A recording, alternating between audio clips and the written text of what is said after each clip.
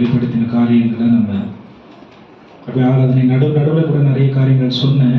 ஆனால் இன்றைக்கு நாம் இன்னும் கூடுதலாக நம்முடைய புரிதல் எப்படிப்பட்டதாக இருக்க வேண்டும், இதற்காக நாம் பிரித்தெடுக்கப்பட்டிருக்கிறோம்.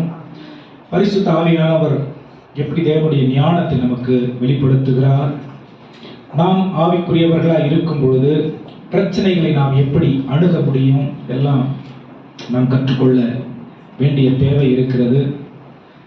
ஆமென். வராதவங்களை குறித்து நான் வருத்தம் இருந்தாலும் கவலை கிடையாது. ஏன்னா இன்னைக்கு இந்த வார்த்தையை நீங்க தான் கேட்கணும்னு ஆண்டவர் வச்சிருக்காரு. ஸோ உங்களுடைய வாழ்க்கைக்கு இந்த வார்த்தை ஆண்டவர் வச்சிருக்காரு. வராதவங்களுடைய வாழ்க்கையில இன்னைக்கு இந்த வார்த்தையை நீங்க கேட்டு வராதவங்களுடைய வாழ்க்கை சூழ்நிலைகளை நீங்க பாருங்க. தேவனால் நாம் நடத்தப்படுவதின் காரியத்தை புரிந்து கொண்டு வாழறதுக்கும் அப்படியே காலப்போக்கில் சூழ்நிலைக்கு ஏற்றவாறு வாழுற வாழ்க்கைக்கு இருக்கிற வித்தியாசங்களை நீங்க அறிந்து கொள்ள முடியும். வேதத்தை 1 கொரிந்தியர் 2ஆம் அதிகாரம் 6ஆம் வசனத்திலிருந்து 16ஆம் வசனம் வரைக்கும், 6ஆம் வசனத்திலிருந்து 16ஆம் வசனம் வரைக்கும் நம்முடைய வேதத்தை திருப்பிக் கொள்ளலாம். நான் நிறைய முறை நம்முடைய ஆலயத்தில் சொல்லியிருக்கேன், நாம் மனிதர்களாய் இருக்கிறோம், ஆனால் ஆவிக்குரியவர்கள். ஆமென். நாம் ஆவியிலே வாழுகிறோம். வேதம் சொல்லுகிறது தேவன் ஆவியாய் இருக்கிறார். ஆண்டவர் யாரு? ஆவி. அப்படின்னா நம்ம எந்த ஒரு உலகத்தின் காரியத்தையும் தேவனோடு ஒப்பிடவே முடியாது. ஆமென். தேவனோடு எந்த ஒரு காரியத்தையும் ஒப்பிடவே முடியாது. தேவனை புரிந்து கொள்வதற்கு ஒரே ஒரு வழியை தான் வச்சிருக்காரு. தேவன் நம்முடைய வாழ்க்கையை எப்படி அந்த புரிதலில் நம்மை இணைத்துக் கொண்டு வாழ வேண்டும் என்ற தெளிவை அவர் மட்டும்தான் நமக்கு கொடுக்க முடியும். இல்லைன்னா நிறைய விஷயங்களை நாம் நம்முடைய எண்ணங்களுக்கு ஏற்றவர் நினைத்து வாழ்ந்து கொண்டிருப்போம், தேவனுக்காக என்று நினைத்து.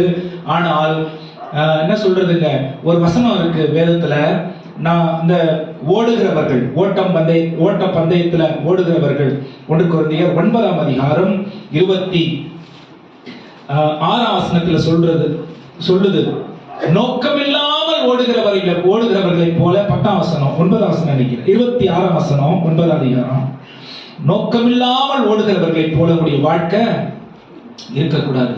இப்ப கிறிஸ்தவர்கள் அப்படின்னு எடுத்துக்கொண்டா ஒரு சூழ்நிலைக்குள்ளே ஆண்டவர் நம்மளை கொண்டு வந்து அந்த சூழ்நிலையில் நாம் பூமியிலே வாழவும், அந்த சூழ்நிலையிலே நாம் வாழ்கிறதின் மூலம் பரலோகத்திற்கு நாம் ஆயத்தம் ஆவதற்கு ஒரு முறைமையை வைத்திருக்கிறார். ஆமென். எப்படி வேணா வாழ்ந்து என்ன வேணா செஞ்சு இதுதான் கிறிஸ்தவன் நான் நினைத்து வாழ்கிறது தேவனுக்கு ஏற்புடையதாய் நிச்சயமா இருக்க. ஆமென். அப்ப ஏன்னா பாருங்க, இப்ப வந்து கிரிக்கெட் பிளேயர்ஸ் அவங்கள பாத்தீங்கன்னா அவங்கள பார்த்தாலே தெரியும். எப்பவுமே ஒரு ஒயிட் அண்ட் ஒயிட் ட்ரெஸ் ஷூவை மாட்டிக்கிட்டு ஒரு பெரிய பேக பின்னாடி வச்சுக்கிட்டு எப்ப பார்த்தாலும் அவங்க அங்க போயிட்டு போலீஸ்காரங்களை எப்ப பார்த்தாலும் கண்டுபிடிச்சலாம். ஏன் போலீஸ்காரங்களை கண்டுபிடிக்க முடியும்? கட்டிங் பண்றது அந்த மாதிரி இருக்கும், அவங்க நடந்துக்கிற முறை ஒரு மாதிரி இருக்கும், கண்டுபிடிச்சிடலாம். ஆமென். ஹல்லேலூயா. டாக்டர்ஸை கண்டுபிடிச்சிடலாம். எங்க போனாலும் இப்ப ஹாஸ்பிட்டல்ல ஒரு 10,000 பேர் வேலை செய்யறாங்கன்னா டாக்டர்ஸ் மட்டும் தனியா தெரிவாங்க. ஏன்னா அவங்களுடைய பழக்கவித்தல், அவங்களுடைய ஆயத்தப்படுத்தப்பட்ட காலங்களும் சூழ்நிலைகளும் படிப்பும் அப்படி இருக்கு. கிறிஸ்தவர்களும் அந்த மாதிரிதான். ஆமென்.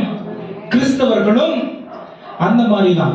அப்ப நாம் இந்த உலகத்தினுடைய சூழ்நிலைகள் நிறைய இருக்கு, அதை கிறிஸ்துவோடு தொடர்பு படுத்தி பார்த்து கிறிஸ்துவோடு இதுதான் கிறிஸ்தவம் அப்படி நினைத்து நாம் வாழ இயலாது, வாழ முடியாது.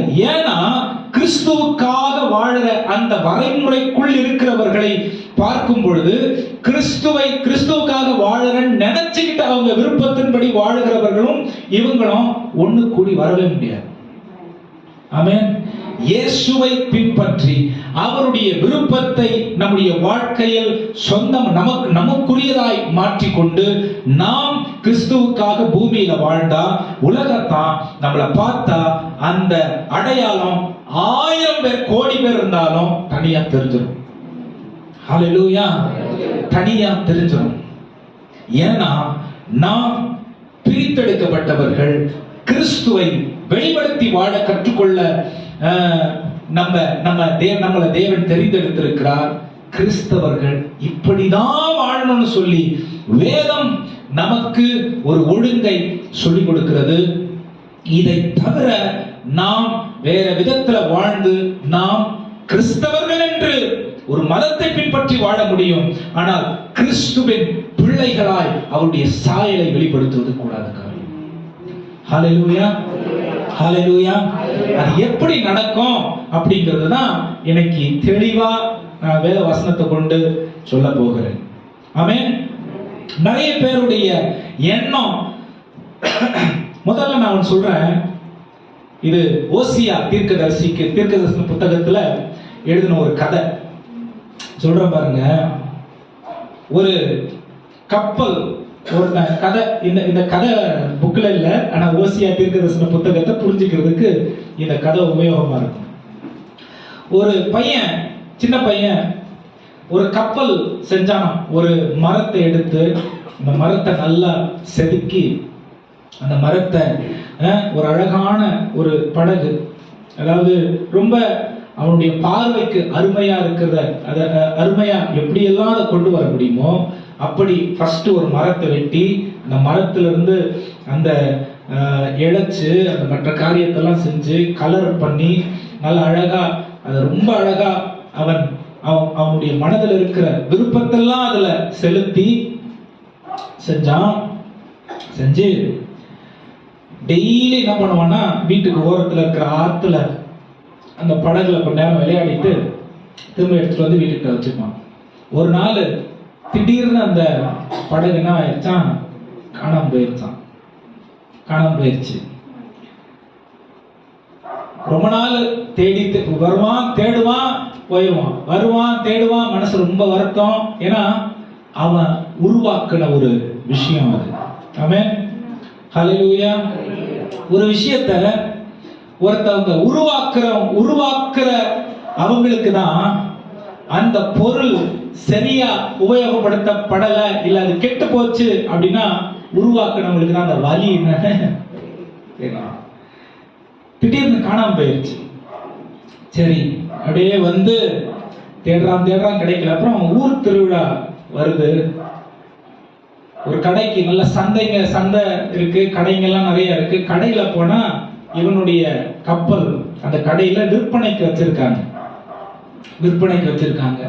இவனுக்கு ஒரே ஆச்சரியம். சரி போய் கேட்க, அந்த கப்பலை எடுத்து கையில வச்சுக்கிறான்.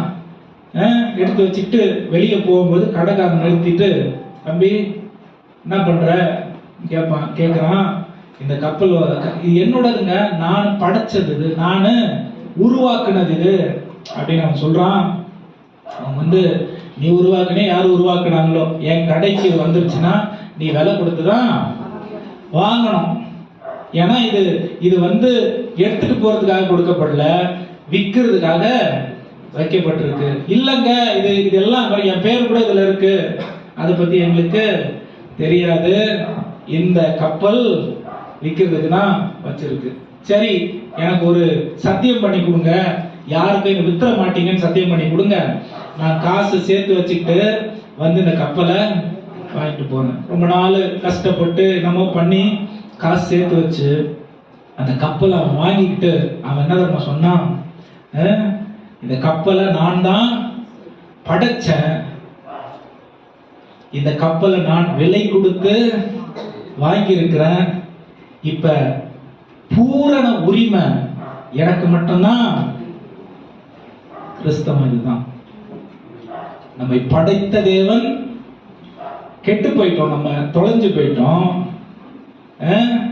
ஆனா விலைக்கரையும் கொடுத்து நம்மளை வாங்கி இருக்காரு அப்படின்னா முழு சொந்தம் நாம் அவருக்காக மட்டும்தான். ஓசியா தீர்க்கதரிசன புத்தகத்துல ஓசியாவை போய் ஒரு வேசியை கல்யாணம் பண்ணிக்க அப்படின்னு சொல்றாரு. அந்த அம்மா போயிட்டு அவர் போய் கல்யாணம் பண்ணிக்கிறார். கேள்வியெல்லாம் கேட்கவே. கிறிஸ்தவத்துல இது ரொம்ப முக்கியமான ஒரு விஷயம். ஆவியானவர் ஒரு விஷயத்த சொன்னார்னா அந்த விஷயத்தை அப்படியே நாம் கை கொள்ள வேண்டிய தேவை இருக்கு. ஆமென். கிறிஸ்தவம் ரீசன் பண்ற விஷயம் கிடையாது. கேள்வி கேட்டு எனக்கு சாதகமா இருந்தால் நான் செய்ய கிடையாது. ஆமென். ஏன்னா என் ரட்சிப்பை நானே எனக்கு கொடுத்து கொள்ள முடியாது. இதனுடைய பெரிய விலைக்கிரயம் தேவன் நமக்காக கொடுத்திருக்கிறார். அப்ப அவர் சொல்றதை மட்டும்தான் செய்யறதுக்கு நமக்கு என்ன சொல்றதுங்க, அதிகாரம் கூட கிடையாது. நமக்கு அனுமதி கொடுக்கப்பட்டிருக்கு. ஆண்டவர்கிட்ட அதிகாரத்தெல்லாம் செலுத்த முடியாது. கிருபை. ஆமென். அனுமதி கொடுக்கப்பட்டிருக்கு. சோ ஓசியத்திற்கு வேசிய போய் கல்யாணம் பண்ணு சொல்றாரு. அவர் போயிட்டு எந்த கேள்வியும் கேட்காம போய் அந்த வேசியை கல்யாணம் பண்றான். கல்யாணம் பண்ண உடனே அந்த அம்மா திரும்ப போயிருது. இவரை விட்டு திரும்ப போயிருது. என்ன பண்றாருன்னா ஆண்டவர் சொல்றாரு, எப்பா தேடிப்போ, தேடி போயிட்டு அது எங்க இருக்குன்னு கண்டுபிடிச்சு மறுபடியும் வீட்டுக்கு கூப்பிட்டு வா. தேடி போறாரு. அந்த அம்மா பிழைப்புக்கு ஏதோ ஒன்று செஞ்சுக்கிட்டு இருக்கு. ஏதோ ஒரு விடுதியில் இருக்குன்னு வைங்களேன். போய் கூப்பிடுறாரு, என் மனைவிங்க அப்படின்னு. அவங்க சொல்றாங்க, அப்படிலாம் கூப்பிட்டு போக முடியாது. 15 வெள்ளி காசு கூட, கொஞ்சம் கோதுமை, வார் கோதுமையை கூட அப்படின்னு சொல்லி 15 வெள்ளி காசு கொடுத்தான்.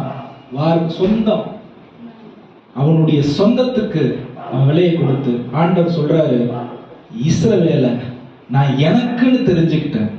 ஆமென். அப்ப ரட்சிக்கப்பட்ட நாம் எவ்வளவு தேவனுடைய உரிமை சொத்தா இருக்கிறோங்கிறத புரிந்து கொள்ள வேண்டிய தேவை இருக்கு. உலகம் 1008 கேள்விகளை, காரியங்களை நமக்கு காண்பிக்கும். ரட்சிக்கப்பட்ட நாம் உலக போக்கோடு போறதுக்காக ஆண்டவர் நம்மளை தெரிந்து கொள்ளல. ஆமென். அதுக்குதான் நம்ம ரட்சிக்கப்பட்டிருக்கோம். உலக போக்கில் போகக்கூடாதுன்றதுக்காக தான் நாம் ரட்சிக்கப்பட்டிருக்கிறோம். ஆமென். அவருடைய நடத்துதலுக்குள்ளே வர்றதுக்காக தான் நாம் ரட்சிக்கப்பட்டிருக்கிறோம். ஆமென். நிறைய நேரம் சிலுவை, தேவன் ரத்தம் சிந்தினார், அப்படியே அதிலே நின்ற கூடாது. எல்லா நிருபங்களையும் நீங்க வாசிச்சு பாருங்க. ரத்தம் சிந்துதலுக்கு பிறகு நமக்கு என்ன கிடைச்சிருக்கு, ரத்தம் சிந்துதலுக்கு பிறகு நாம் எப்படி இந்த பூமியில வாழணும், ரத்தம் சிந்துதலுக்கு பிறகு நாம் தேவனை எப்படி பிரதிபலித்து வாழ வேண்டிய தேவை இருக்குன்னு சொல்லி அவர் காண்பிப்பதற்காக தான் பவுல் மூலமாக இயேசு கிறிஸ்துவின் தியாகத்திற்கு பிறகு நாம் பூமியில் வாழ வேண்டிய ஒரு வாழ்க்கை எப்படிப்பட்டதாய் தூய்மையானதாய் இருக்க வேண்டும் என்று கற்றுக் கொடுத்து இருக்கிறார். ஆமென். அங்கே நின்ற கூடாது. ஐயோ, என் மீது நீ ரத்தம் சிந்தினீர். ஆமென். அப்புறம் என்ன, ரத்தம் சிந்தின பிறகு என்ன? ஆமென். சிந்தினாரு, அதுல எந்த மாற்றமும் இல்லை. நாம் அவருடைய உரிமை சொத்து. ஆனால் அவர் உரிமை சொத்தா இருக்கிற நாம் அவர் விருப்பத்திற்கு பூமியில் வாழ்கிறோமா என்பதுதான் கேள்வி. நம் பிள்ளைகளையும் அவர் விருப்பத்திற்கு வளர்க்கிறோமா என்பதுதான் கேள்வி. அவர் சொல்லுகிற சத்தத்தை பூமியில் நம்முடைய கண் காணாமல் இருக்கிற சூழ்நிலையிலும் கூட அவர் சொல்லுகிற அந்த சத்தத்திற்கு செவி கொடுக்கிறோமா என்பதுதான் கேள்வி. இல்லனா உலக என்ன சொல்றது, ஓட்டத்தோடு நாம் ஓடிக்கொண்டிருக்கிறோம். இன்னும் தேவனுக்காக நம்முடைய வாழ்க்கையை அர்ப்பணிக்கவே இல்லை. ஆமென். தேவனுக்கு அர்ப்பணித்து வாழுகிறவர்கள் மாம்சத்துல வாழ்ந்தாலும் சரீரத்துல வாழ்ந்தாலும் ஆவியில் செயல்படுகிறவர்களாய் இருப்பார்கள். ஆமென். ஒரே வழி, 2 விஷயம். ஒரு வழிதான், ஆனா 2 விஷயம். ஆவியிலே செயல்படுகிறவர்களாய் இருப்போம், வசனத்தின்படி வாழுகிறவர்களாய் இருப்போம். நான் பிரசங்கத்தை முடிச்சிடலாம், இதுதான் சொல்ல வந்தேன். ஆமென். ஆவிக்குரியவர்கள் யார்? ரட்சிக்கப்பட்டவர்கள் யார்? இரத்தத்தால் கழுவப்பட்டவர்கள் யார்? ஆமென். ஐம்புலங்களும் சொல்லுகிறத கேட்டு அதை கேட்டு அந்த உணர்ச்சிக்கு இடம் கொடுத்து வாழ்கிறவர்கள் இல்ல. 6வது ஒன்று சொன்ன பாத்தீங்களா, சிந்திக்கும் திறன். இந்த சிந்திக்கும் திறன் தான் நமக்கு புரிஞ்சுக்கிறதுக்கு உதவி செய்து இந்த புரிதலை பரலோக தேவனுடைய வெளிப்பாடாகிய பரிசுத்த ஆவியானவருக்கு ஒப்பு கொடுத்தால் பூமியில நம்ம எப்படி வாழணும், பூமியில அவர் விரும்புகிற வாழ்க்கையை நாம் எப்படி வாழ முடியுங்கிறத அவர் நமக்கு காண்பித்து கொடுப்பார். வசனத்தின் ஆதாரத்தோடு வாழ்ந்தால் உலகத்தான் நம்மளை பார்த்து ஆண்டவருடைய பிள்ளைகள் இவர்கள் என்று அடையாளம் கண்டு கொள்வார்கள். ஆமென். ஹalleluya. சொல்லுங்க ஹalleluya. வாசிக்கலாம் 6ஆம் வசனம். 1 கொரிந்தியர் 2ஆம் அதிகாரம் 6ஆம் வசனம். இப்படி இருந்தும் தேறினவர்களுக்குள்ளே. சோ இந்த வசனம் அப்படியே என்ன சொல்றதுங்க, அப்படியே கலக்கத்துல இருக்கிறவங்களுக்கு இல்ல, ரட்சிப்புனா என்னன்னு தெரியாதவங்களுக்கு இல்ல. இந்த வசனம் இயேசு யாருன்னு அறியாதவங்களுக்கு இல்ல. இந்த வசனம் ரட்சிக்கப்பட்டு சபையில் சேர்க்கப்பட்டு சபையின் அங்கத்தினராய் இருக்கிறவர்கள் தேவனுக்காக எப்படி வாழ வேண்டும் என்று தேறினவர்களாய் இருப்பவர்களுக்கு பவுல் எழுதுகிறார். ஆமென். அப்ப இந்த புரிதல் நமக்கு இந்த வசனத்தை எப்படி புரிஞ்சுக்கணும்னா, நாம் தேவனுடைய வார்த்தையில் அல்லது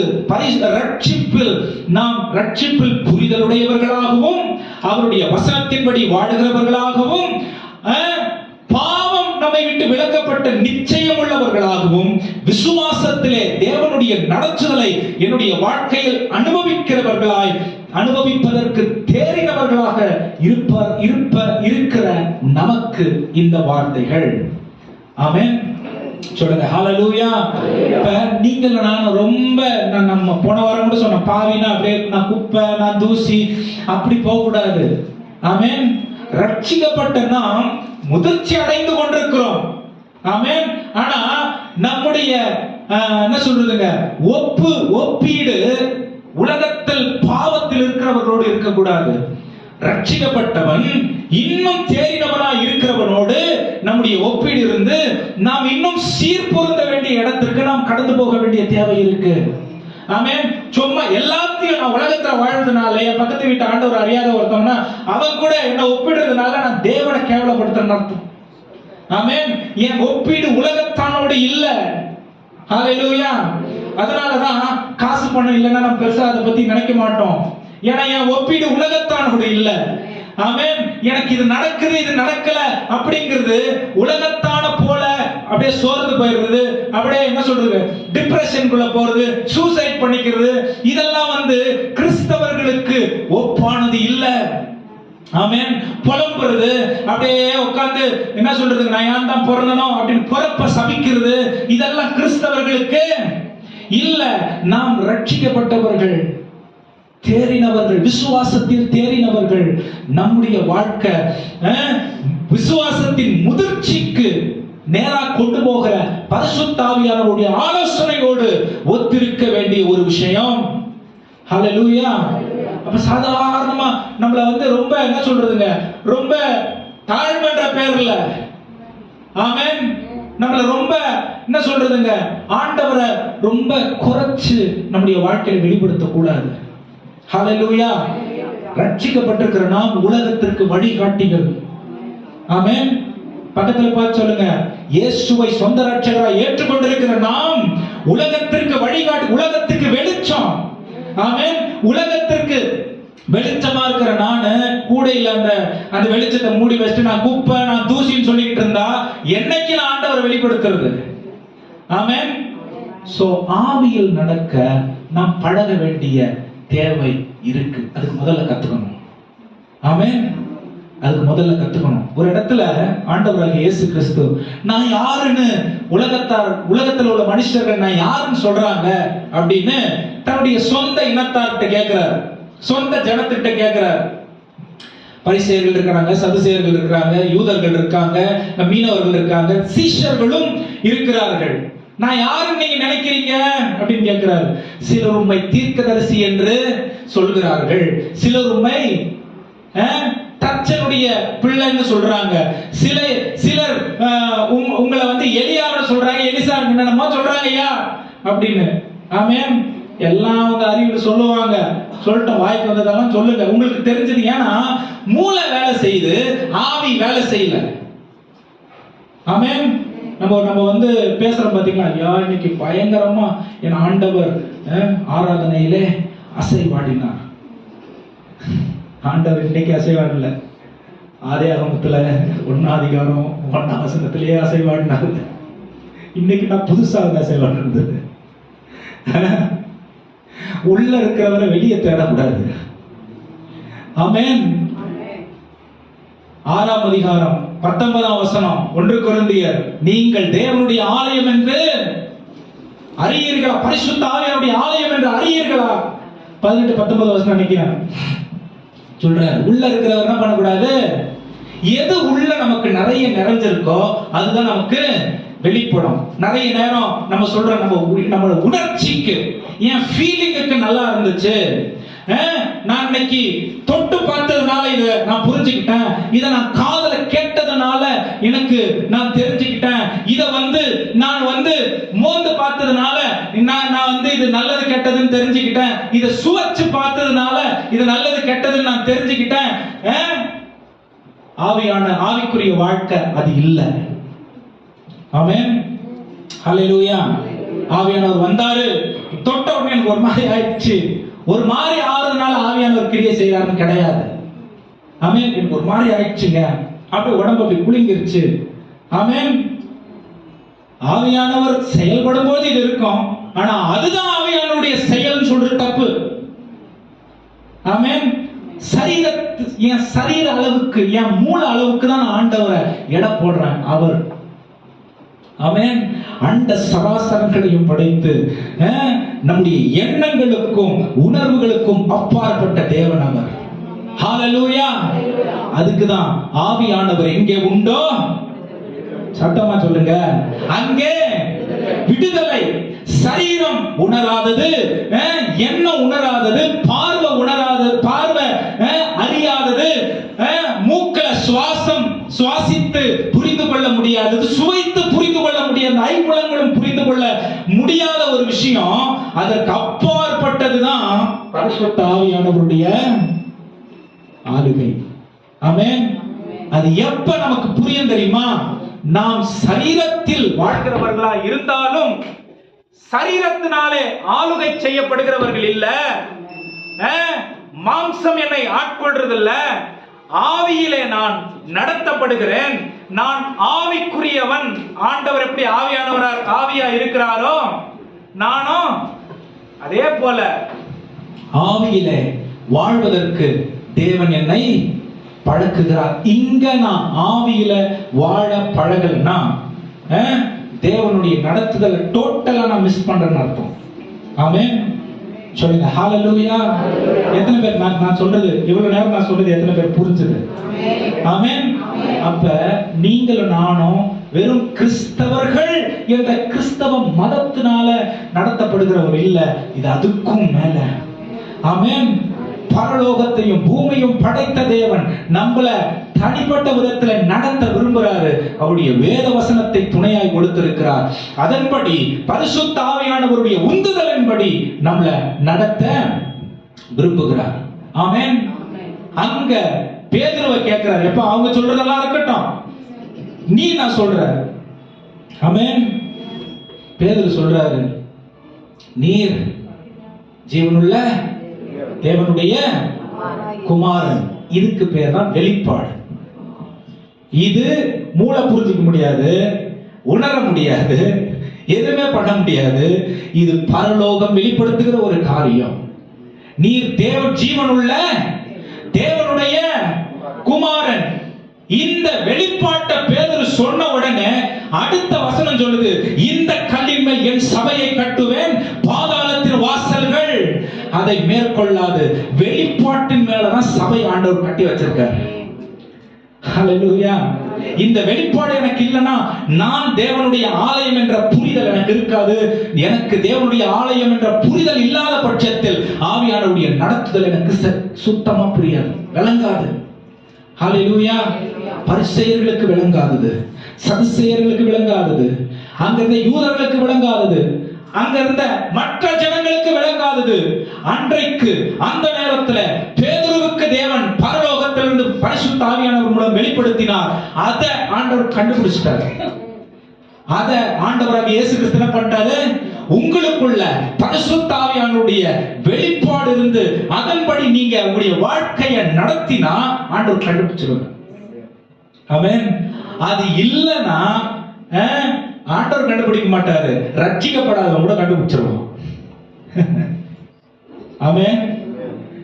பரிசுத்த ஆவியானவரால நாம் நடத்தப்படாம கனி கொடுப்பது கூடாத காரியம்.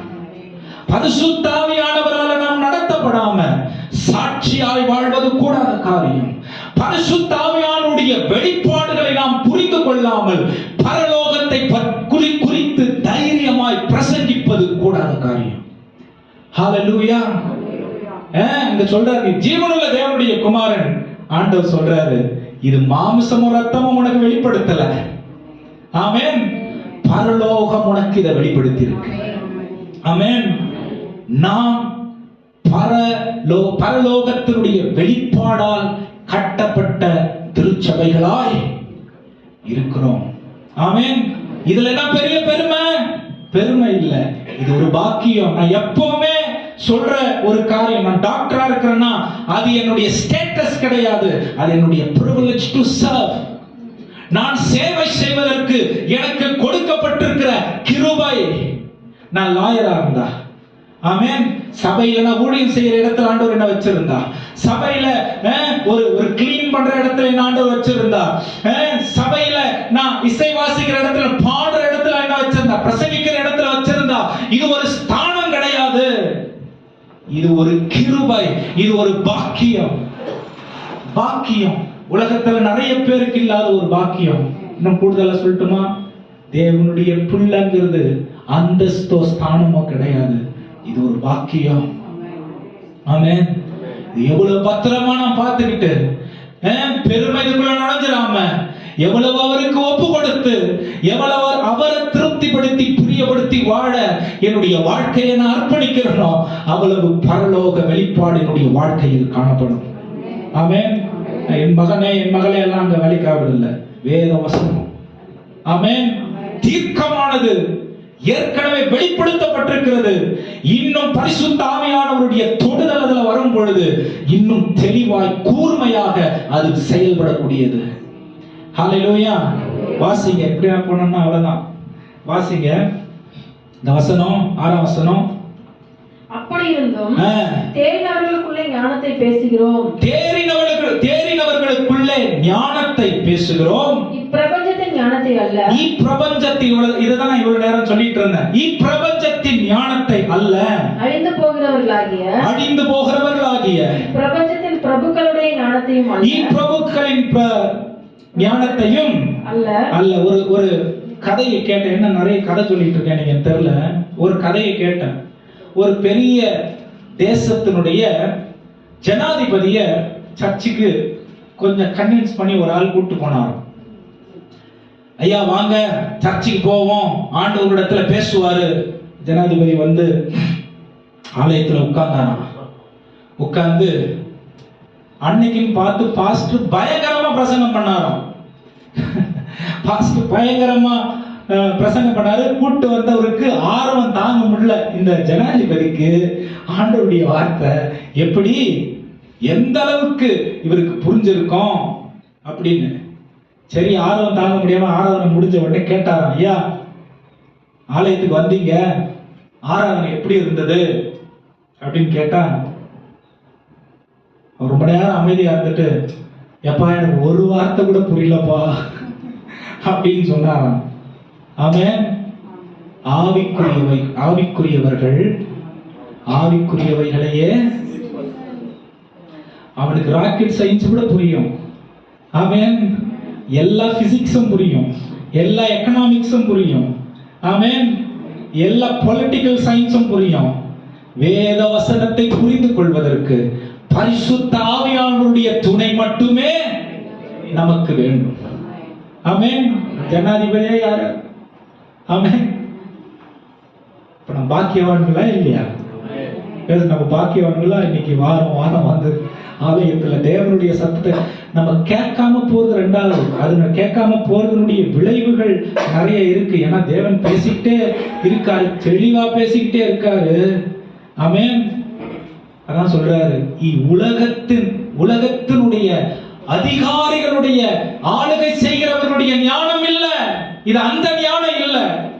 ஆமென். பாலிடிக்ஸ் இல்ல. ஹalleluya. சர்ச்சுக்குள்ள பாலிடிக்ஸ் எடுபடாது. சர்ச்சுக்குள்ள பரிசுத்த ஆவியானுடைய ஆளுகை மட்டும்தான், பரிசுத்த ஆவியானுடைய வெளிப்பாடு மட்டும்தான் எடுபடும். என்ன முன்ன வைக்கலன்னா நீ காணாம போயிடுவ. இது சாமா இருந்தாலும் சரி. ஏன்னா சாம் பாலிடிக்ஸ் பண்ண முடியாது. பரிசுத்த ஆவியானுடைய ஆளுகை மட்டும்தான் அந்த இடத்துல வெளிப்படும். ஹalleluya. உலகத்துல நான் யார் ஒன்னும் கிடையாது. உலகம் ஆளுகை செய்கிற ராஜாக்களுக்கு கூட இந்த ஞானம் இல்லையா? ஆமென். ஆனா தேவன் இன்னைக்கு நான் அந்த மாதிரி ஆள் ஒரு சின்ன ஆலயத்துல ஒரு கிராமத்துல கூட்டு வச்சு அவருடைய சத்தியங்களை வெளிப்படுத்தி கொண்டிருக்கிறார்.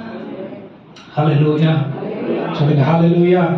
தொடர்ந்து வாசிங்க 7ஆம் வசனம். உலக தோற்றத்திற்கு முன்னே, உலக தோற்றத்துக்கு இந்த ரகசியத்தை அவர் எப்ப, இந்த சத்தியத்தை, இந்த வெளிப்பாட எப்ப ஆரம்பிச்சாரா? வாசிங்க. உலக தோற்றத்திற்கு முன்பே தேவன் நம்முடைய மகிமைக்காக, தேவன் நம்முடைய மகிமைக்காக, நம்முடைய மகிமைக்காக, நம்முடைய மகிமைக்காக ஏற்படுத்தியதும், நம்முடைய மகிமைக்காக ஏற்படுத்தியதும், மறைக்கப்பட்டதுமாய் இருந்த ரகசியமான ஞானத்தையே, தேவ ஞானத்தையே பேசுகிறோம். ரகசியமான, ஆமென், தேவ ஞானம் நம்மை அடுத்த கட்டத்துக்கு கொண்டு வர்றதுக்கு என்ன பண்ணுதான்? உபயோகப்படுத்தலாம். ஹalleluya. இன்னும் 2 சோத்திரம், இன்னும் 2 கர்த்தர் மேய்ப்பராய் இருக்கிறார், நான் தாட்சி அடையேன். இன்னும் 2 ஆண்டவரே இந்த கதை அந்த கதை ஜபத்துல கதை ஆண்டவருக்கு வந்து அறிவுரை சொல்றது எடுபடாது. ஆமென். காலம் செல்லாது. பரிசுத்த ஆவியானவருடைய வெளிப்பாட்டின் மேல கட்டப்பட்டிருக்கிற சபைகளாய் நாம் இருக்கிறோம். அவருடைய சத்தத்தை நாம் கேட்கும் பொழுது, அவருடைய வார்த்தையின்படி அவரை நமக்கு அவர் வெளிப்படுத்தும் பொழுது, பூமியில் வழக்கமா செய்த காரியத்தை தவிர்த்து இல்ல, தாண்டி அடுத்தபடியாய் அவருடைய இதயத்தை புரிந்து கொள்ளுகிற கிருபைகளை நமக்கு வைத்திருக்கிறார். ஆமென். அநேக நாட்களாய் மறைத்து வைக்கப்பட்டிருந்த ரகசியங்களை நம்முடைய மகிமைக்காக, இது அன்னைக்கு எழுதினாரு, இன்னைக்கு நம்ம இதை படிக்கிறோம். நம்ம தேவனுடைய இதயத்தின் மைய பகுதியில இருக்கிறோம்ன்றத இந்த வசந்த வார்த்தை வெளிப்படுத்துதுங்க. ஆமென். ரகசியங்களை யாருக்கு சொல்லுவாங்க? ரகசியங்கள் ரோட்ல போறவங்களுக்கு ரகசியம் சொல்லிடுவாங்களா? இதயத்திற்கு நெருக்கமா இருக்கிறவர்களுக்கு ரகசியங்கள் வெளிப்படுத்தப்படும். ஆமென். அப்ப நீங்களும் நானும் ஆண்டவர் பார்வையில எப்படிப்பட்டவர்களா? ஃபர்ஸ்ட் நம்ம ஆண்டவருக்கு விசேஷமானவர்கள் நம்ம நம்பணும். ஆண்டவர்கிட்ட போகும்போது ஐயோ குப்பை, ஐயோ இது பயங்கரமான பிசாசினுடைய மாய்மானம். ஆமென். தாழ்மைங்கிறது ஆண்டவர்கிட்ட நான் யாருன்னு சொல்ல வேண்டிய அவசியம் இல்லை, அவருக்கு தெரியும். ஆமென். அவருடைய படைப்பை நாம் குறைக்கிறதுக்கு நான் யாரு? ஆமென். அவர் பார்த்து நம்மள நம்முடைய வாழ்க்கைய மேம்படுத்தும்படிக்கு. ஆனா அதுக்கு வேண்டிய ஆயத்தமும் தகுதியும் நிறைய இருக்கு. உலக போக்கோடு வாழ்ந்து நாம் பெரிய ஆள் சொல்ல முடியாது. ஆமென். பரிசுத்தம் ரொம்ப ரொம்ப முக்கியம். ஆமென். அர்ப்பணிப்பு ரொம்ப முக்கியம். ஒப்பு கொடுத்தல் ரொம்ப முக்கியம். வார்த்தையின்படி வாழுகிற வாழ்க்கை ரொம்ப முக்கியம். ஆமென். மற்றவர்களுக்கு தீங்கு நினையாமல் அன்பையை வெளிப்படுத்துவது ரொம்ப முக்கியம். ஆமென். மற்றவர்களுடைய நலனை விரும்புவது ரொம்ப முக்கியம். ஆமென். இப்படிப்பட்டவர்களா இருக்கிற நம்மள ஆண்டவர் அவருடைய ரகசியங்களை வெளிப்படுத்துறதுக்கு நம்மளை தெரிந்து கொண்டிருக்கிறார். ஆமென். எவ்வளவு பாக்கியவான்கள். ஹல்லேலூயா. இந்த பகுதியை நான் எடுத்து வச்சிருக்கேன், அவ்வளவுதான். எனக்கு 2 வசனம் தான் நான் வச்சிருந்தேன். இந்த பகுதியை நான் இப்ப எடுத்து ஆரம்பிக்கும் பொழுது இவ்வளவு வார்த்தைகள் வருது. நான் பெரிய ஆளா கிடையாது. எனக்குள்ள இருக்கிற பரிசுத்த ஆவியானவர் பெரிய ஆள்.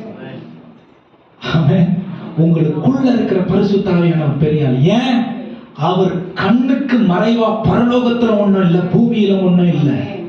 அவர் கண்ணுக்கு மறைவா உங்களுடைய இன்னைக்கு நிலவரமும் இல்ல, வரப்போகிற காரியங்களும் இல்ல. அவர் நடத்தினா எப்படி அவர் நம்மளை தவற நடத்த முடியும்? ஆமென். ஆனா வெளிப்பாடுனா நிறைய பேர் ஆண்டவர் எனக்கு உணர்த்தினார், ஆண்டவர் நான் அப்படியே கண்ணை இப்படி பண்ணி என் மகள், அதெல்லாம் வெளிப்பாடு கிடையாது. ஆமென், ஹல்லேலூயா. ஆதாரம் இல்லாமலாம் சொல்றது இல்லை. தொடர்ந்து வாசிங்க. அதை பிரபஞ்சத்து பிரபுக்களில் ஒருவனும் அறியவில்லை. அறிந்தார்களானால் மகிமையின் கர்த்தரை அவர்கள் சிலுவையில் அறிய மாட்டார்கள். இது அதாவது பாருங்க, அறிவை உபயோகப்படுத்தினதுனால இயேசு கிறிஸ்துவ மேசியாவாக அவர்களால் புரிந்து கொள்ள முடியவில்லை. ஆமென். இயேசு கிறிஸ்துவை அறிவை உபயோகப்படுத்தி புரிந்து கொள்ளணும் நினைச்சா முடியாது. ஆமென். இயேசு கிறிஸ்துவை இன்ஃபர்மேஷன்ஸ் வச்சு, மற்றவர்கள் சொல்லுகிற செய்தியை வச்சு, முன்னோர்கள் காட்டி வருகிற என்ன சொல்றது சடங்காச்சாரத்தை வச்சு புரிந்து கொள்ளணும்னா புரிந்து கொள்ள முடியாது. பரிசுத்த ஆவியானவரே நமக்கு வெளிப்படுத்தணும். ஆமென். கிருபை என்னன்னா வசனத்து மூலமா வெளிப்படுத்தி இருக்காரு. ஹல்லேலூயா. அன்னைக்கு அவங்களுக்கு தெரியல, அதனாலதான் அவங்க என்ன பண்ணாங்க, உலகத்தின் அறிவை வைத்து ஆண்டவராகிய இயேசு கிறிஸ்துவாகிய மேசியாவை அறியாமல் புரிந்து கொள்ளாமல், பரலோக ஞானம் இல்லாமல், ஆவியின் வெளிப்பாடு இல்லாமல் அவரை அடித்துக் கொன்றார்கள். ஆமென். நீங்களும் நான் அப்படி இல்லை. ஹல்லேலூயா. வாசிங்க. எழுதி இருக்கிறபடி தேவன் தமிழ் அன்பு கூறுகிறவர்களுக்கு ஆயத்தம் பண்ணினவைகளை கண் காணவும் இல்லை, கேட்கவும் இல்லை, அவைகள் மனுஷனுடைய இருதயத்தில் தோன்றவும் இல்லை. ஆமென். வாசிங்க. நமக்கோ தேவன் அவைகளை தமது ஆவியினாலே வெளிப்படுத்தினார். ஆண்டவர் எப்படி வெளிப்படுத்துறாரா? ஆவியினால் தான் வெளிப்படுத்துறார். ஹல்லேலூயா. தம்முடைய ஆவியினாலே நமக்கு வெளிப்படுத்துகிறார். இந்த ஆவி எப்படி இருக்கணும் தெரியுமா? அவருடைய ஆவி எப்படி கெட்டு போகாம நமக்குள்ள இருக்கு. நம்ம செத்து போயிட்டோம்னா அவர் அப்படின்னு ஊதின அந்த ஆவி எப்படி அவர்கிட்ட போயிருதோ, இந்த ஆவியும் அவர் ஊதின ஆவியும் அவர் செயல்படுகிற ஆவியும் இணைந்திருந்தால், ஆமென், கண்கள் காணவில்லை, காதுகள் கேட்காத, மனிதனுடைய இதயத்தில் தோன்றாத, மனுஷன் நினைச்சு கூட பார்க்காத ஒரு விஷயத்தை நமக்கு வெளிப்படுத்திடுவாங்க. ஆமென். இன்னைக்கு மனுஷன் சொல்ற காரியம் எல்லாம் குறி சொல்ற மாதிரி இருக்கு. அது தீர்க்கதரிசனம்னு சொல்றாங்க. மனுஷன் சொல்ற காரியம் எல்லாம் என்ன சொல்றது, காலத்தை கணித்து சொல்ற மாதிரி இருக்கு. அத வேற ஒரு வார்த்தை விசார்ட்ஸ் அப்படின்னு சொல்லுவோம். விசார்ட்ஸ் சொல்லுவாங்கல்ல, விசார்ட்ஸ் என்ன சொல்லுவாங்க, குறி சொல்றதுன்னா இந்த மாயம் மந்திரம் எல்லாம் பண்றாங்க. அந்த மாதிரி ஆட்கள் மனிதனுடைய பயத்தை வச்சு, மனிதனுடைய குறைபாடை வச்சு, மனிதனுடைய வாழ்க்கையில் இருக்கிறதான என்ன சொல்றது போராட்டங்களை வச்சு ஒரு விஷயத்தை சொல்லி இன்னான பயமுறுத்தி இன்னான பாதாளத்துக்கு தள்ளுற வேலையை தான் இன்னைக்கு இருக்கிற தீர்க்க தரிசனங்களும் இன்னைக்கு இருக்கிற உலக வெளிப்பாடுகளும் புரிதல்களும் கற்றுக் கொடுத்து கொண்டிருக்கிறது. ஆனா வேத வசனம் சொல்லுது, பரிசுத்த ஆவியானவர் அவராலே நடத்தப்படுகிறவர்கள், அவர் நமக்காக ஏற்படுத்தி வைத்திருக்கிறவைகள் எப்படிப்பட்டதாம், மனிதனுடைய இன்னும் மனதில் தோன்ற கூட முடியாத, மனுஷனுக்கு புரிஞ்சுக்க கூட முடியாத அளவுக்கு இருக்கிற காரியத்தை, இதுவரைக்கும் காதுகள் கேட்காத காரியத்தை, இதுவரைக்கும் நம்முடைய கண்கள் காணாத காரியத்தை அவரை நேசிக்கிறவர்களுக்கு அவர் வெளிப்படுத்துறார். ஆமென். ஆண்டவரை எவ்வளவு நேசிக்கிறீங்க நீங்க? உங்களுடைய பொண்ணோடவா, உங்களுடைய மண்ணோடவா ஆண்டவர் நேசிக்கிறீங்க? உங்களுடைய பிள்ளைகளோட ஆண்டவர் நேசிக்கிறீங்களா? ஆமென். உங்களை விட அதிகமா நீங்க ஆண்டவர் நேசிக்கிறீங்களா? நேசிச்சா அவருடைய அன்பு உங்களை வெளிப்படும். பூமி பார்க்காத அளவிற்கு வெளிப்பாடுகள் நமக்கு வரும். ஆமென். ஹல்லேலூயா. அதாவது நம்முடைய பொக்கிஷம் எங்க இருக்கோ அங்கதான் ஆண்டவர் நம்ம பொக்கிஷமா மாறிட்டார்னா, நம்முடைய இதயம் அவர் மேலேயே இருக்கும். நம்முடைய இதயம் அவர் மேல இருந்தா அவருடைய ஆவி நம்முடைய ஆவியோடு இணைந்திருக்கும். இந்த ஆவியில வெளிப்படுகிற காரியம் இன்னும் பூமியில ஒருவனும் காணவில்லை, ஒருவனும் கேட்கவில்லை, ஒருவனும் புரிந்து உணரவும் இல்லை. ஆமென். ஹalleluya. கம்ப்ளீட் obedience ஆண்டவர் எதிர்பார்க்கிறார். பூரண ஒப்பு கொடுத்தலும் கீழ்ப்படிதலும் பரிசுத்த ஆவியானவருக்கு இல்லாமல் அவருடைய கிரியை நம்முடைய வாழ்க்கையில் வெளிப்படாது. ஆமென். ஹalleluya. இன்னைக்கு மனிதனுடைய திட்டங்கள் எப்படி இருக்கு அப்படின்னு சொன்னா, மனுஷனுடைய தேவைகளை வச்சு திட்டங்கள் இருக்கு. ஆமென். ஹalleluya. ஹalleluya. கிஷோர் கேட்டேன் நான் கொஞ்ச நேரத்துக்கு முன்னாடி, தம்பி ஏன்பா இந்த போனை போடல, நான் சார்ஜ் இல்லை அப்படின்னு சொல்லி. நான் சொல்ல முடியும் கிஷோருக்கு, தம்பி எனக்கு நைட்டே வந்து இந்த உணர்வு வந்துச்சு. ஆமென். எனக்கு தெரியும், நான் உண்மை சொல்றேன்னா. ஆமென். ஹalleluya. மனிதனுடைய தேவைகளுக்கு ஏற்ப தேவன் கிரியை செய்யறதில்லை. மனுஷனை அவர் போல மாற்றுவதற்காக தான் தேவன் அவரை வெளிப்படுத்தி கொண்டிருக்கிறார். ஏன்னா தேவன் அவரை வெளிப்படுத்தாமல் நாம் யாரை போல மாறணுங்கிறது நமக்கு தெரியாது. நான் ஐசக்கையா போல மாறணும் அப்படின்னா என்னால மாற முடியாது. ஏன்னா ஐசக்கையா தான், சாம் தான். ஆமென். எந்த மனுஷனும் நமக்கு ஒப்பீடு இல்லை. நம்முடைய ஆண்டவராகிய கிறிஸ்துவாகிய தேவனே நமக்கு ஒப்பீடு. அவரை போல நாம் மாறுறதுக்கு ஒரே வழி, பரிசுத்த ஆவியானவர் நமக்கு உதவி செய்யும். ஆமென். எப்படி உதவி செய்வாரு? அவருடைய வார்த்தையாகிய தேவனை ஆவிக்குள்ளே அவர் நம்மளை நிரப்பி அவரை புரிந்து கொள்ள அவர் நமக்கு கிருபை செய்வார். 10ஆம் வசனம். நமக்கோ தேவன் அவைகளை நமது ஆவியினாலே வெளிப்படுத்தினார். எப்படி வெளிப்படுத்தினாரா? அந்த ஆவியினாலே வெளிப்படுத்தினார். கவனிங்க, இடம் ரொம்ப முக்கியமான இடம். அந்த ஆவியானவர் எல்லாவற்றையும் தேவனுடைய ஆழங்களையும் ஆராய்ந்திருக்கிறார். நான் தான் சொன்னேன், பரலோகத்தை முழுசா தெரிஞ்ச ஒருத்தவர் மட்டும்தான் பரலோகத்துக்கு நம்மளை ஆயத்தப்படுத்த முடியும். ஆமென். சாமுக்கு தெரியுமா நான் இன்னைக்கு பரிசுத்த ஆவியானவரை குறித்து பயங்கரமான பிரசங்கம் பண்றேன்னா எனக்கு தெரியுமா பரலோகத்தின் முழுமை? தெரியாது. ஆமென். ஹalleluya. எப்படி சரி சாமுக்கு எப்படி கற்றுக்கொள்றதுக்கு வழி இருக்கு? பரிசுத்த ஆவியானவருக்கு இடம் கொடுக்கிறது மூலம். பரிசுத்த ஆவியானவர் எப்படி வெளிப்படுவாரு? வேத வசனத்தின்படி. ஆமென். அவரு ஒண்ணுக்கு பின் முரணா கிரியை செய்கிற தேவன் இல்ல. ஆமென். தொடர்ந்து வாசிங்க. தேவனுடைய ஆழங்களை அறிந்து கொள்வதற்கு பரிசுத்த ஆவியானவர் நமக்கு உதவி செய்கிறாராம். மனுஷனில் உள்ள ஆவியே என்று கவனிங்க, 3 விதமான ஆவி அடிக்கடி நான் சொல்லுவோம் பாத்தீங்களா? 3 விதமான ஆவியும் இன்ஃப்ளூயன்ஸ் உள்ளது, இன்ஃப்ளூயன்ஸ் பண்ண முடியும். ஆமென். பேய் அங்க ஆடிச்சுன்னு வைங்களேன், இங்க நமக்குள்ள வயிற்றுக்குள்ள ஒரு கதறல் வந்துருது, ஐயோ என் பக்கம் திரும்பிடுமா அது அப்படின்னு. ஏன்? அந்த ஆவி இந்த ஆவியை தாக்க முடியும். ஆமென். ரோட்ல யாராவது குடிச்சிட்டு ஆவுன்னு பண்ணிக்கிட்டு இருந்தான்னா நமக்கு இங்கேயே வண்டி அப்படியே ஸ்லோ பண்றோம். ஏன்?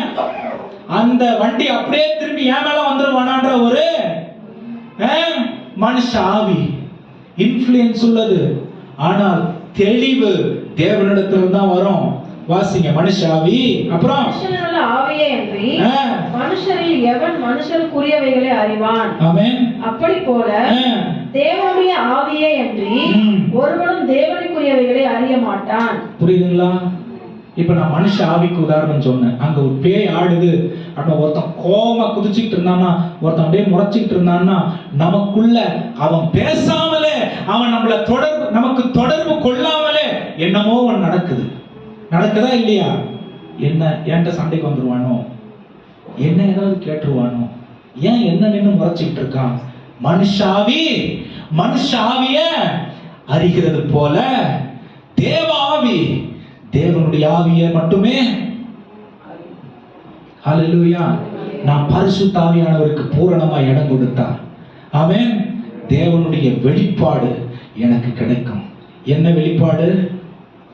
என்ன வெளிப்பாடு? இங்க இருக்கிற ஆட்கள் எல்லாம் கன்ஃபியூஸ் பண்ற வெளிப்பாடு இல்லை. பரலோக தேவனை போல நான் எப்படி மாறுவேன் அப்படிங்கிற பரிசுத்தத்திற்கு நேராக கொண்டு போகிற வெளிப்பாடு. ஹல்லேலூயா. சொல்லுங்க ஹல்லேலூயா. இதை விட தெளிவா எனக்கு எப்படி சொல்றது தெரியல. ஆமென். ஆண்டவருடைய சரி, இயேசு கிறிஸ்து பூமிக்கு வந்த நோக்கம் என்ன? என்ன நோக்கம்? துண்டிக்கப்பட்ட பரலோக தேவனுடைய தொடர்பு, அவை நமக்கு அவரோடு நம்மள சேர்க்கும்படிக்கு. அது எப்படி முடியுது? அவருடைய ரத்தம் சிந்துதலினாலே. அவர் ஏழ்மை கோலம், அடிமை கோலம் எடுத்து அந்த சூழ்நிலைக்குள்ள அவர் வந்ததுனால, அவர் ரத்தம் சிந்தி நம்முடைய பாவங்கள் அவர் மீது போய் அவருடைய பரிசுத்தமான ரத்தம் விசுவாசத்தின் மூலம் நம்பிக்கையோடு அவருடைய ரத்தத்தினாலே நாம் கழுவப்பட்டிருக்கிறோம் என்ற புரிதல் நமக்கு வரும் பொழுது நாம் தேவனுடைய பிள்ளைகளாய் மாறுகிறோம். இயேசு கிறிஸ்துவின் ரத்தம் எப்படி இருந்துச்சு யாருன்னா தெரியுமா? யாருன்னா தெரியுமா? ஏன் தெரியாது? ஏன் தெரியாது? சொல்லுங்க, ஏன் தெரியாது? பார்க்கல.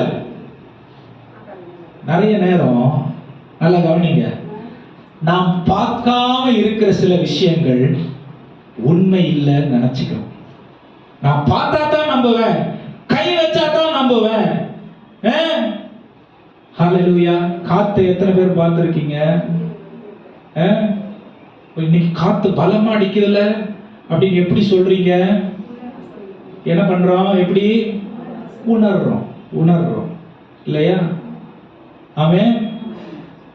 உலகத்தினுடைய காரியம் நம்ம உணர்றதுனால நடக்குது, ஆவிக்குரிய காரியம் விசுவாசிக்கிறதுனால நடக்குது. ஆமென். பரிசுத்த ஆவியானவர் என்ன தேவனை போல மாற்றுகிறார் என்ற பைபிள் சொல்லுது. விசுவாசம் இல்லாமல் தேவனை தரிசிப்பது கூடாத காரியம். கிறிஸ்தவம் விசுவாசத்தின் மீது கட்டப்பட்டிருக்கிற ஒரு வீடு. ஹல்லேலூயா. இந்த விசுவாசம், நல்லா கேளுங்க பெற்றோர் பிள்ளைங்க எல்லாம், இந்த விசுவாசம் இயற்கைக்கு அப்பாற்பட்டது. டாக்டர் 1008 காரியம் சொல்லுவாங்க.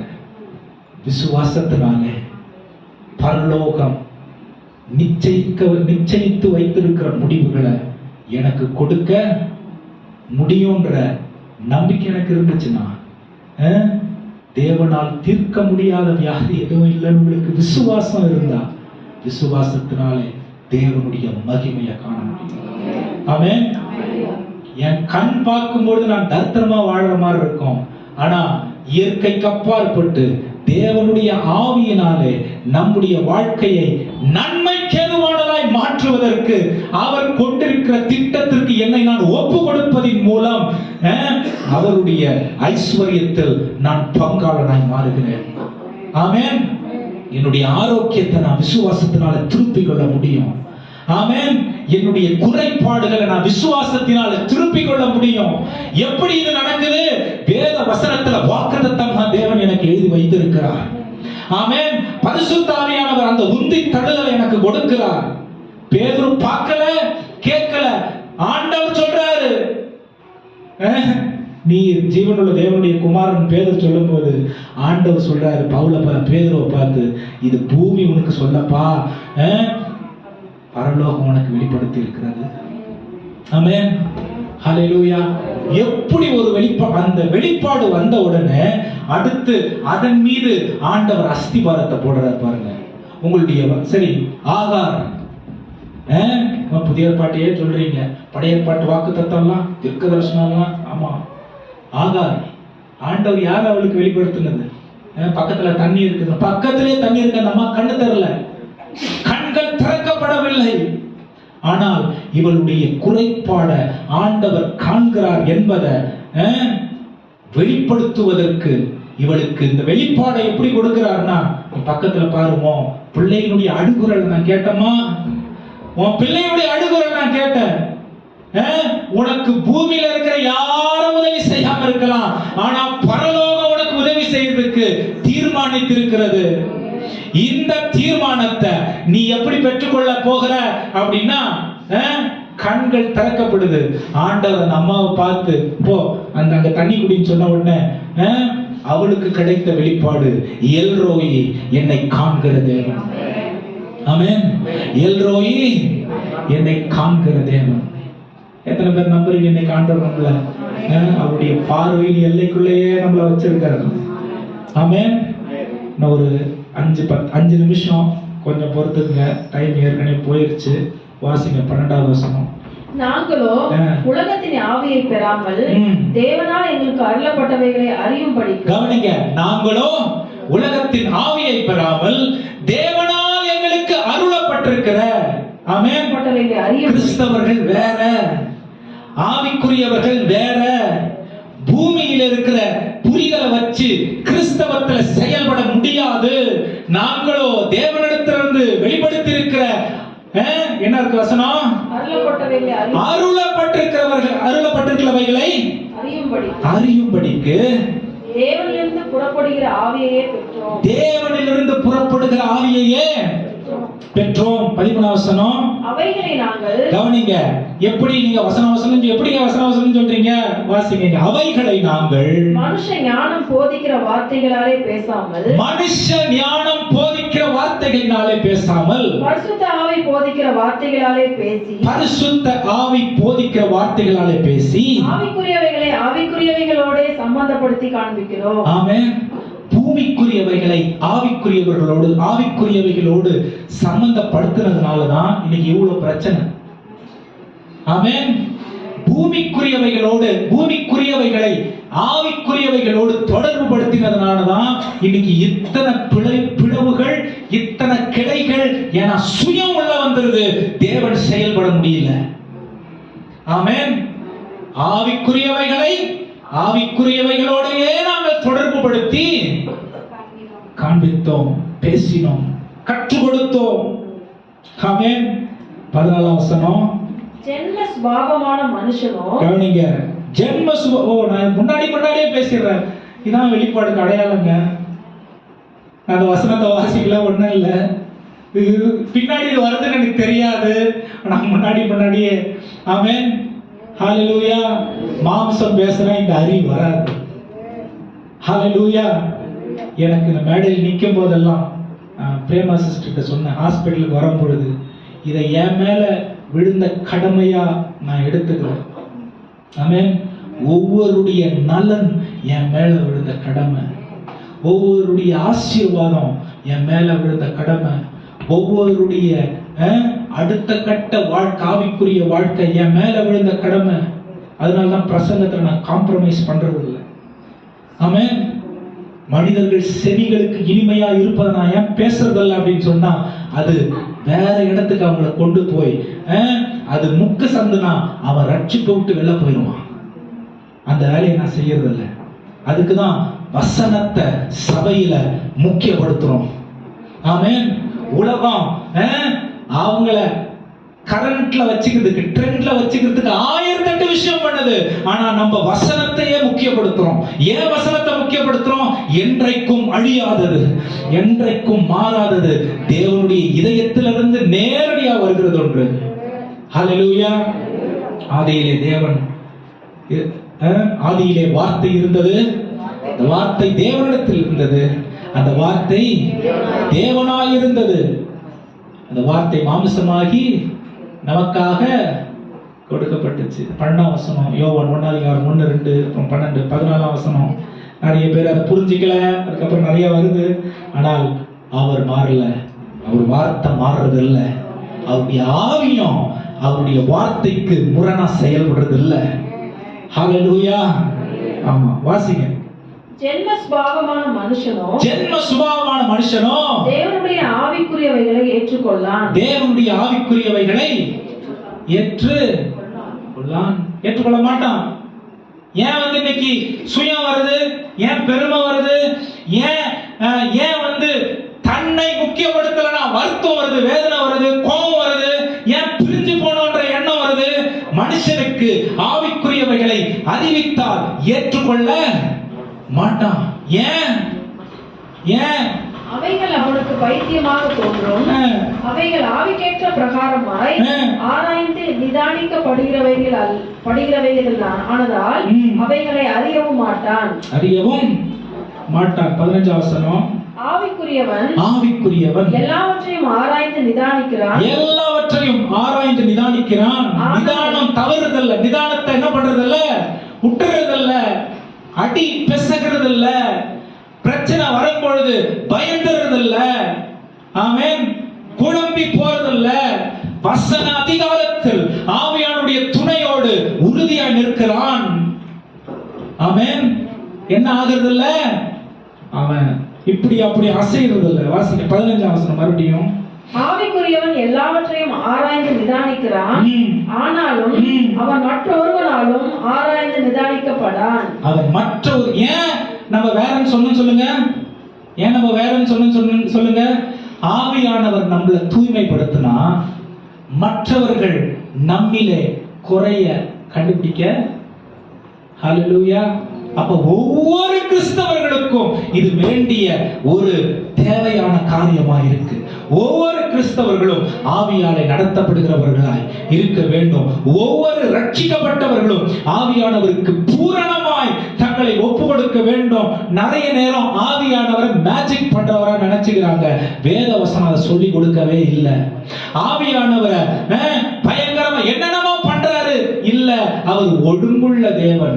ஆவியானவர் அவரே என் வாயை கலர்னா வாயெல்லாம் கலர மாட்டாரு, வசனத்துக்கு கண்களை கூர்மையாக்குவாரு. அவர் சொந்த இஷ்டமா ஒரு காரியத்தை செய்ய மாட்டாரு. கிறிஸ்து போதித்து விட்டு போயிருக்கிற காரியத்தை இன்னும் கூர்மைப்படுத்துவதற்கு நம்முடைய வாழ்க்கையை அதனோடு இணைத்து அவருக்காக வாழ நம்மளை பரிசுத்தமாக்குவார். இதுதான் பரிசுத்த ஆவியானவர். ஹல்லேலூயா. அவரை மிஸ் அண்டர்ஸ்டாண்ட் பண்ணி, ஆமென், ஜனங்களை மிஸ்லீட் பண்ணிடக்கூடாது. அவரை தவறா புரிஞ்சுக்கிட்டு ஜனங்களை தவறான வழியில் நடத்திடக்கூடாது. ஆமென். எனக்கு பெந்தேகோஸ்தே போதகர்கள்ட்ட இருக்கிற ஒரே கேள்வி இதுதான். ஏன் பேப்டிஸ்ட் ஆட்கள் அப்புறம் மெத்தடிஸ்ட் ஆட்கள்லாம் வசனத்துல தேறினவர்கள், ஏன் ரோமன் கேத்தலிக் பேக்ரவுண்ட்ல வர ஜெசுவைட்ஸ்னு ஒரு ஆட்கள் இருக்காங்க. நம்முடைய கிறிஸ்தவ புத்தகங்கள், வேதத்திற்கு அப்பாற்பட்டு கிறிஸ்தவ புத்தகங்கள் 90% அவங்க தான் எழுதுறாங்க. ஏன் பெந்தேகோஸ்தே ஆட்கள் வசனத்தின்படி வாழாமல் நடத்தாமல்? எல்லாரையும் சொல்லல, அப்படி வெறும் எக்ஸ்பீரியன்ஸஸ் மட்டும் நம்பி ஃபேக்ட்ஸ் கையில் கொடுக்கப்பட்டிருக்கிற சத்தியம், அழியாத மாறாத சத்தியத்தின் மீது ஏன் கவனத்தை ஜனங்களுக்கு திருப்ப மறுக்கிறார்கள்?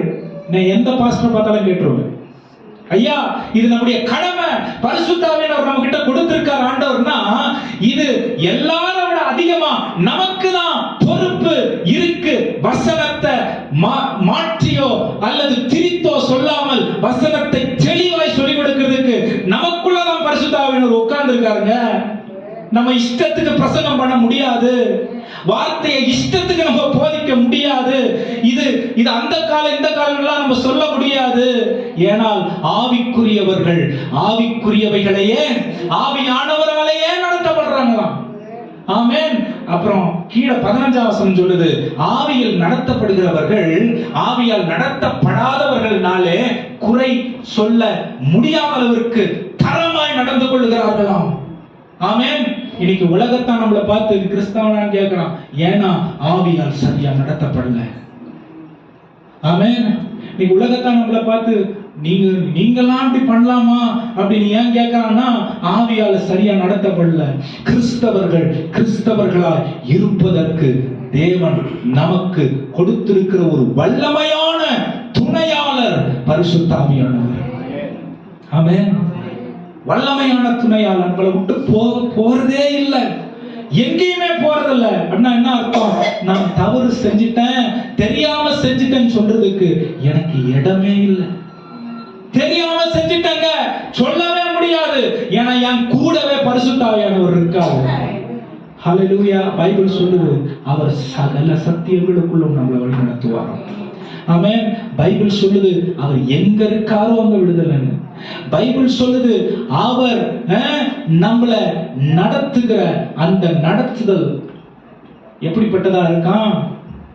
மேலானவைகளா இருக்கான். ஹல்லேலூயா. ஏன் இந்த ஆவியானவர் எந்த மனதுடையவரா இருக்கார் தெரியுமா? தொடர்ந்து 16வது வசனம் வாசிச்சு முடிக்கலாம். கர்த்தருக்கு போதிக்கத்தக்கதாக அவருடைய சிந்தையை அறிந்தவன் யார்? கர்த்தருக்கு போதிக்கத்தக்கதான அவருடைய சிந்தையை அறிந்தவன் யார்? எங்களுக்கோ கிறிஸ்துவின் சிந்தை உண்டாயிருக்கிறது. கிறிஸ்துவின் சிந்தை உண்டாயிருக்கிறது. ஹல்லேலூயா. அதனாலதான் உலகத்தான் எடுக்கிற முடிவுகளோடு நம்முடைய முடிவுகள் ஆராய்ந்து அலசி பார்க்க வேண்டிய தேவை. அதனாலதான் உலகத்தான் எடுக்கிற தீர்மானங்களோடு நமக்கு நம்முடைய வாழ்க்கையை ஆராய்ந்து அலசி கவனமா வாழ வேண்டிய தேவை இருக்கு. ஆமென். இப்படி எல்லாம் இருந்த ஆண்டவர் நம்மளை நடத்துவார்னு கிடையாது. வெள்ளை சட்டை நான் போட்டுக்கிட்டேன், கிரே கலர் ஷர்ட் போட்டு பிளாக் பேண்ட் போட்டுக்கிட்ட ஆண்டவர் வந்து என்ன நடத்திடுவார்னு கிடையாது. ஆமென். இப்படி இருக்கிறதுக்கு ஆப்ஷன் இல்லை. ஆமென். இப்படியும் இருக்கலாம், வேற மாதிரியும் அப்படிலாம் கிடையாது. கிறிஸ்தவர்களா இப்படிதான் இருக்கணும். ஆமென். நிறைய பேர் இதை பாரமா நினைக்கிறோம். இது எவ்வளவு மன மகிழ்ச்சி தெரியுமா? உங்க சுமையை நீங்க சுமக்கிறதுக்கு ஆண்டவர் விடுறது இல்லை. அதை சுமையா மாறுறதுக்கு முன்னாடியே அவர் உங்களுடைய வாழ்க்கையில் ஊடுருவி உங்களுடைய வாழ்க்கைக்கு வேண்டிய விடுதலையை அவர் கொடுத்து விடுகிறார். ஆமென். எவ்வளவு மேன்மையான ஒரு ஸ்தானத்தை நாம் பெற்றிருக்கிறோம். எவ்வளவு கிருபையான ஒரு வாழ்க்கையை தேவன் நமக்கு கொடுத்திருக்கிறார். எவ்வளவு சந்தோஷமான ஒரு உறவை பரிசுத்த ஆவியானவரால் நாம் பெற்றிருக்கிறோம். பிரியமானவர்களே, அந்த நிலையிலிருந்து நம்ம பார்க்கும் பொழுது குறை சொல்வதை விட நன்றி சொல்றது நம்முடைய வாழ்க்கையில் அதிகமா இருக்கும். நன்றியாய் வாழ்வது நம்முடைய வாழ்க்கையில் அதிகமா இருக்கும். ஒருவேளை நீங்க உங்களுடைய ஆவிக்குரிய கிறிஸ்தவ வாழ்க்கையை இப்படி பார்த்திருக்க மாட்டீங்க. இன்னைக்கு ஒருவேளை ஆண்டவர் உங்களுக்கு வெளிப்படுத்தி இருந்தா இன்னையிலிருந்து அப்படி வாழ்றதுக்கு ஆண்டவர் உங்களுக்கு கிருபை செய்யட்டும். கண்களை மூடி கர்த்தரை நோக்கி பார்க்கலாம். எல்லாரும் அப்படி எழுந்திருப்போமா?